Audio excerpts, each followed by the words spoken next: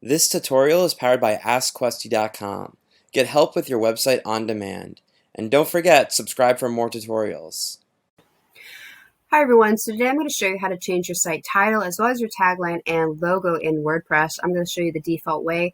This is standard on almost all WordPress sites. I'm also going to show you an additional way. Some themes allow you to change it right from the theme options. I'm going to show you that way as well. So the first way, we're going to be in our dashboard or our admin, and we're going to go down to appearance and then to customize.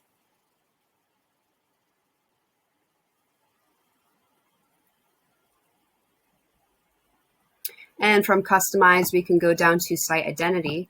And this is where you're going to see site title, the tagline, and the site icon. And this is where we're going to put to have your browser tabs, bookmark bars, and your mobile app. So you can add your logo right here. And this is where you add your site title as well as your tagline. Make sure you publish it when you're ready to go. You might have other options. Sometimes you might have header options. There might be an option to add a logo there. And then I can also show you, I'm using the extra theme by Divi. I have the option, and you might have the option to depending on your theme. If you go to my extra or whatever your theme is named and you go to theme options,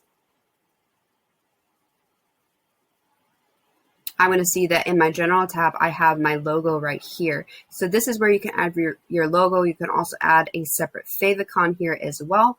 But that really depends on the theme you're using, if you have this option at all. But if not, you can use the default way, which I showed you, to go to appearance, customize, and site identity. That will help you change your site title, your tagline, and add your logo. Hope that helps, and have a great day.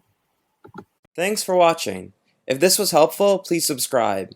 And if you need extra help, visit AskQuesty.com and send us your questions.